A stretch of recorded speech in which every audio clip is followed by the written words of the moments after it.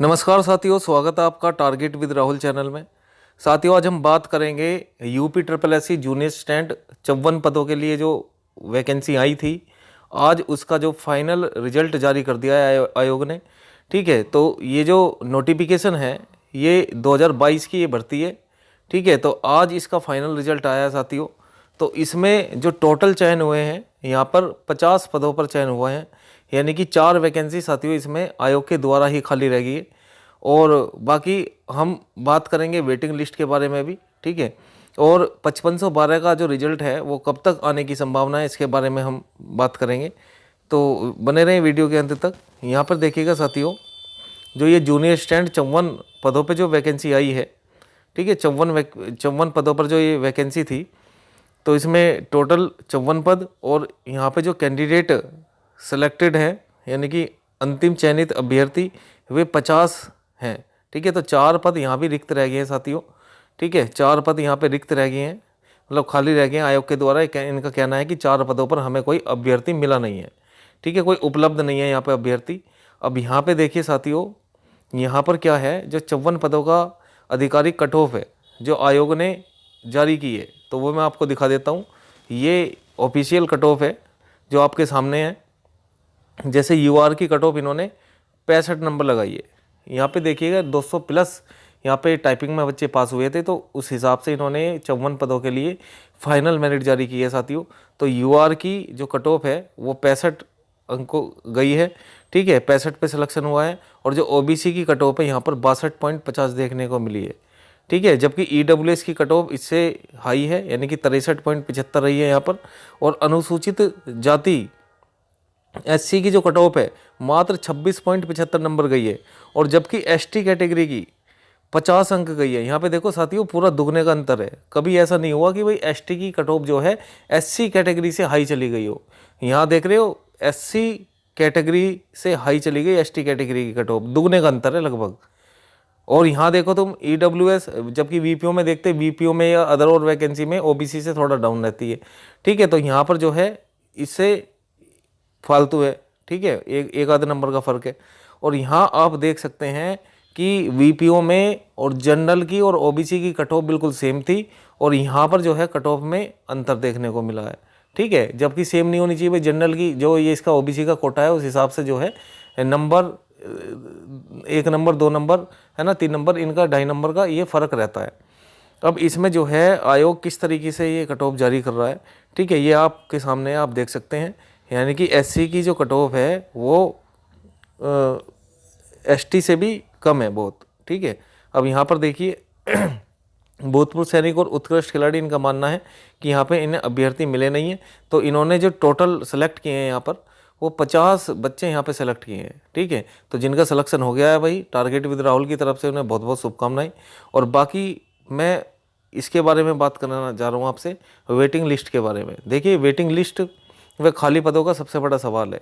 अब यहाँ पे 4 पद तो आयोग ने ही छोड़ दिए, और बाकी जो 50 बच्चे इन्होंने सेलेक्ट किए हैं, कम से कम बता रहा हूँ, इसमें से आधे बच्चे वे होंगे, ठीक है, जिन्होंने वीपीओ और जूनियर स्टैंड 5512 दिया हुआ है। ठीक है, या ये कहीं ना कहीं सिलेक्ट हो गए। तो यहाँ पर जो है 20 से 25 पद इनमें भी खाली रहने की पूरी संभावना है। 20 से 25 पद आप देख सकते हो। तो मैं ये कह रहा हूँ कि अगर वेटिंग लिस्ट का प्रावधान हो जाए तो ये पद खाली ना जाए, और जो रह गए हैं नंबर 1 से 2 से आधे नंबर से, ठीक है, उनको मौका मिल जाए। अब 4 पद तो आयोग ने अपने आप से छोड़ दिए हैं कि भाई हमें अभ्यर्थी मिले नहीं हैं। और इसमें वे साथी होंगे जिनका वीपीओ में हो गया है, उनमें चयन हो गया है, या एसआई में चयन हो गया है, और इससे पहले कोई अन्य रिजल्ट आया उसमें चयन हो गया है। ठीक है, तो चाहे वैकेंसी कितनी भी कम है उसमें फिर भी वैकेंसी खाली जा रही है। क्या कारण है? कारण ये है कि भाई वेटिंग लिस्ट आ नहीं रही है, और एक एक कैंडिडेट कई डीवी करा रहा है। ठीक है, अब उसकी भी मजबूरी है भाई, जब तक उसके हाथ में फाइनल ज्वाइनिंग लेटर नहीं आ जाता तो वो क्यों मानेगा, वो तो कराएगा डीवी। सिंपल बात है, चाहे उसके नंबर कितने भी सही। अब यहाँ पर देखिएगा स्थिति यहाँ पर क्या है कि 4 पद रह गए हैं, और भाई मांग आपकी जो है यही होनी चाहिए कि भाई वेटिंग लिस्ट जरूर से आनी चाहिए, क्योंकि वेटिंग लिस्ट आएगी तभी कैंडिडेट को फ़ायदा मिलेगा इसका। ठीक है, और शांतिपूर्ण व कानूनी तरीके से अगर ये चीज़ें हो जाए तो ज़्यादा बेस्ट रहेगा। बाकी यहाँ पर देखिए अभ्यर्थियों के लिए मुख्य बात क्या है, यहाँ यदि नियम अनुमति देते हैं तो रिक्त पदों पर अगले योग्य अभ्यर्थियों को अवसर मिलना चाहिए। कई बार बहुत सारे कैंडिडेट गए भी हैं, जबकि आयोग के भी समक्ष ये मामला है, ठीक है। ये भी संज्ञान में है कि भाई जो है वेटिंग लिस्ट के बारे में कई बार बच्चे आ चुके हैं, लगातार प्रयास कर रहे हैं। वहाँ नज़दीक के बच्चे भी बहुत सारे हैं, बाहर से भी बच्चे आ जाते हैं, ठीक है। तो ये सब चीज़ें लगातार प्रयास में हैं। और बाकी 25 तारीख, ये 25 अगस्त को धरना प्रदर्शन है भाई, ठीक है। तो इसको भी वेटिंग लिस्ट को लेकर ही बोला जाएगा। तो ये बहुत बढ़िया समय है इस समय पर क्योंकि देखो चुनाव का भी दौर है और बाकी सबके संज्ञान में है मामला, और सब एकजुट होकर अगर इस चीज़ को उठाएंगे, है ना। मेरी ये विनम्र निवेदन है कि ये जो भी जितने भी बड़े बड़े यूट्यूब चैनल है और ये जो मीडिया है, इस मुद्दे को ज़्यादा से ज़्यादा उठाएं तो ये अभ्यर्थियों का ही लाभ होगा इसमें, ठीक है भैया। तो ये मत सोचना कि भाई हमारा इसमें वो नहीं है तो हम इस मुद्दे को ना उठाएं, तो आने वाले समय में तक फ़ायदा हो जाएगा। अगर आने वाले समय में कोई भर्ती आप देख रहे हैं और आपने कोई एग्ज़ाम दिया है, तो आने वाले समय में फिर इस मुद्दे पर लड़ाई लड़नी नहीं पड़ेगी, ठीक है। तो ये बड़ा मुद्दा है, कोई पॉइंटों से रहता है तो उसका दर्द वो ही समझ सकता है, ठीक है। कोई देखो ओवरलैप करके, यानी कि किसी की डेट ऑफ बर्थ सेम होगी। अब एक वीपीओ में एक लड़का है, ठीक है, तो उसकी डेट ऑफ बर्थ के हिसाब से रह गया वो, बताओ कि नंबर बिल्कुल सेम जनरल कैटेगरी के हिसाब से ही, लेकिन उसका सिलेक्शन हो नहीं पाया, तो भाई कितना दर्द होता है ये समझो आप, ठीक है। तो अपनी मांग आयोग तक पहुंचाने के लिए केवल तथ्यपूर्ण मर्यादित ज्ञापन का उपयोग करें, और आयोग तक तो कई बार संज्ञान में है मामला, ठीक है। लेकिन आयोग ये कह के आज झाड़ लेता है कि भाई ये तो प्रशासन का मामला है।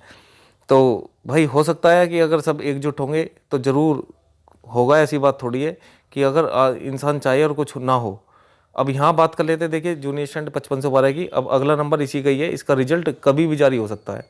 हो सकता है कल को इसका रिजल्ट आ जाए। वैसे इन्होंने 5 सितंबर लास्ट कही है कि 5 सितंबर तक आपको इसका रिजल्ट देखने को मिल जाएगा। और हो सकता है भाई रक्षाबंधन से ये पहले आ जाए, तो पूरे इसके चांस है, हो सकता है कल आ जाए, ठीक है। क्योंकि संडे में तो लोअर पीसीएस का एग्ज़ाम है। तो बाकी देखते हैं क्या स्थिति बनती है। तो भर्ती की जो वर्तमान स्थिति है आपको पता ही है भाई, लिखित परीक्षा इसकी हो चुकी है, टाइपिंग टेस्ट हो चुका है, परिणाम जारी करने की प्रक्रिया अंतिम चरणों में है। तो अभ्यर्थियों को जल्द ही आधिकारिक अपडेट मिलने की उम्मीद है, पूरी उम्मीद है कि 5 सितंबर तक आपका जो है रिजल्ट आ जाए, और इससे पहले आ जाए तो बढ़िया बात है, ठीक है। तो ऑफिशियल नोटिफिकेशन जारी होगा, जैसे जूनियर स्टैंड 5512 का हुआ है, ठीक है। तो वेटिंग लिस्ट आ जाएगी तो इसमें भी फ़ायदा होगा। नहीं तो तुम देख लेना 5512 में भी 1000 से प्लस, यानी कि 1500 कम से कम कैंडिडेट बता रहा हूँ कि ये वैकेंसी खाली चली जाएंगी अगर वेटिंग लिस्ट का प्रावधान नहीं हुआ तो इसका फ़ायदा मिलेगा, ऐसी बात नहीं है। अगर अभी वेटिंग लिस्ट आ जाएगी तो इसका फ़ायदा 5512 वालों को भी मिलेगा, ठीक है। तो ये मौका है, आगे चुनाव भी हैं, तो हो सकता है ये बच्चों की मांग जो है मान ले, और ये इसमें कोई नुकसान नहीं है आयोग का, इसमें बच्चों का भी फ़ायदा है और आयोग का भी फ़ायदा है, ठीक है। क्योंकि जितने उन्हें कैंडिडेट चाहिए तो उतने कैंडिडेट यहाँ पर उन्हें मिल भी जाएंगे, वैकेंसी भी खाली नहीं जाएगी, ठीक है। तो अभ्यर्थी को भी दोबारा मेहनत नहीं करनी पड़ेगी। अब ऐसा थोड़ी है भाई, आप अब तुम्हारी तैयारी कुछ बढ़िया है, उससे बाद में मान लिया हुआ वो एग्ज़ाम, मतलब 2 साल 3 साल बाद वैकेंसी आई, उसके बाद में ये ज़रूरी थोड़ी है कि तुम्हारी तैयारी उसी लेवल की हो जिस तरीके की अब चल रही है, ठीक है। तो ये चीज़ को समझो, अगर कोई पॉइंटों से रह रहा है तो उसका मतलब ये नहीं है कि वो पढ़ने में वीक है या मतलब उस पर कुछ आता नहीं है भाई। अगर पद खाली हैं तो मेरी तो यही अपील है आयोग से कि भाई जो नीचे रह गए हैं कैंडिडेट उन्हें उठाए और उन्हें जो है उनका चयन करे, ठीक है। क्योंकि डेट ओवर से रहता है उस पर तो बहुत ज़्यादा जोर पड़ता है, और जो पॉइंटों से रहता है तो ये मुद्दा उठाना बहुत ज़रूरी है, वेटिंग लिस्ट पे बात करनी बहुत ज़रूरी है ना। अब तो बड़े बड़े चैनल भी हैं कुछ जो साथ में आगे आ रहे हैं, और अब देखते हैं भाई 25 तारीख में, है ना, 25 अगस्त डेट है। तो इसमें जो है वेटिंग लिस्ट के मुद्दे पर, है ना, बड़े लेवल पे बात होगी, है ना। सब एकजुट हो रहे हैं, जो आसपास के हैं सभी अपना आए और इस मुद्दे को उठाए और इसमें शामिल हो, ठीक है। तो आज की वीडियो इतनी ही। अगर जानकारी अच्छी लगी है तो प्लीज़ वीडियो को लाइक करें, और जो चैनल पे साथी नया जुड़ा है सब्सक्राइब कर लें, क्योंकि इस तरीके की अपडेट मैं देता रहता हूँ यूपी ट्रिपल एससी से संबंधित। तो मिलते हैं नेक्स्ट वीडियो में। धन्यवाद, जय हिंद।